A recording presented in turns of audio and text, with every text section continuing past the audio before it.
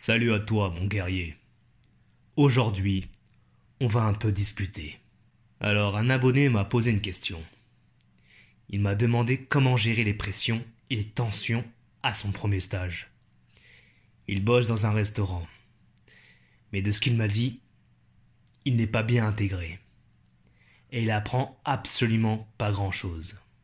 D'autant plus que la commis qui bosse avec lui doit croire qu'il a déjà 10 ans d'expérience pour oser lui parler comme si c'était tout à fait normal. De savoir déjà faire cela et ça, alors que ce jeune débute et qu'il ne sait pas faire grand-chose. C'est un passionné de cuisine. Mais on le prend pour un gros demeuré, qui ne sert juste qu'à faire toutes les tâches qui n'ont rien à voir avec le fait d'apprendre à cuisiner. Mais ce stagiaire veut atteindre son objectif. Donc il va observer le chef pour voir comment celui-ci réalise ses plats. Mais le chef, con qu'il est, au lieu de lui expliquer et de lui montrer, il lui dit tout simplement d'aller dans la réserve et d'aller écraser les cartons. Et le stagiaire s'exécute, car en effet, à chaque fois que le stagiaire veut découvrir les réalisations culinaires, eh bien, la commis ou le chef l'envoie faire à chaque fois des futilités absolues.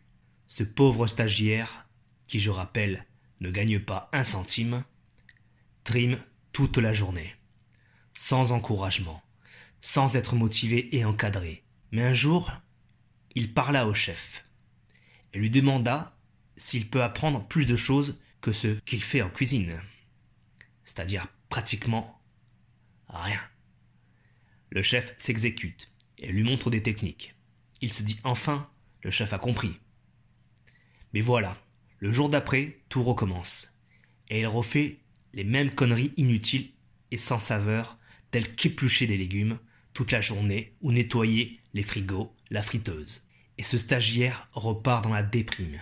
Il contacte sa formatrice et voit qu'il ne peut pas changer de stage car il est beaucoup trop tard. Donc il retourne dans ce fameux restaurant et est mis de côté tel un pestiféré. Il n'est même pas intégré au personnel. Le soir, quand il finit de travailler, il doit tout ranger, tout nettoyer, ce qui est normal en cuisine. Mais contrairement aux autres employés, ce stagiaire n'a pas un seul remerciement. Il n'a que comme mot du chef « à demain ». Ce stagiaire commence à ne plus pouvoir se contenir. Mais au lieu de tous les corriger, comme le ferait Kenshiro,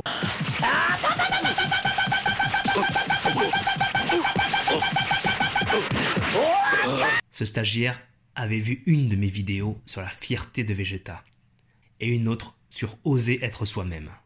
Puis on a parlé en privé et il m'a tout expliqué. Ensuite, je lui réponds qu'il doit penser à son objectif, que ces gens dans le restaurant sont simplement endormis. Ils ne sauront probablement jamais quelle est la meilleure version d'eux-mêmes. Et si le chef l'engueule ou lui fait des remarques, qu'il doit tout simplement se dire « ce type a sûrement un talent pour la cuisine et un restaurant, mais si un jour il perd tout ça, qu'est-ce qu'il deviendra ?» Eh bien, rien du tout, car il n'a pas le mental, il n'a pas d'humilité, il n'a pas de charisme, il n'a pas la lumière qui donne envie de se battre pour lui. Non, il n'est juste qu'un simple type sans la moindre valeur. Voilà, je voudrais vous dire, mes guerriers, ne laissez pas les guignols décider de votre vie. Ne laissez pas ces pauvres gens vous dévier de votre route. Soyez un guerrier qui avance et qui s'en tape de ce que les gens pensent de vous et évitez d'écouter leurs réflexions de faiblards à votre encontre. Soyez vous-même et dites-vous bien que ces gens font leurs lois juste dans leur territoire. Mais en dehors de leur territoire, ils sont apeurés, faibles et sans force. Donc faites en sorte, mes guerriers, que votre territoire soit partout où vous allez. Ne laissez plus les gens vous manquer de respect, car le respect fait partie du code d'honneur. Et c'est très important. Je ne vous dis pas de tout péter physiquement, mais de tout péter mentalement. Ayez une posture de gagnant, un regard qui voit au-delà même de ce que les gens normaux voient. Ayez confiance en votre but et vous aurez confiance en vous.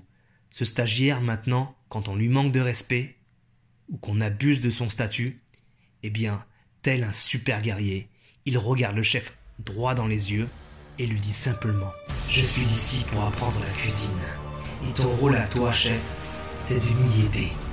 Si tu ne peux pas faire une tâche aussi simple, à quoi bon tu me sers?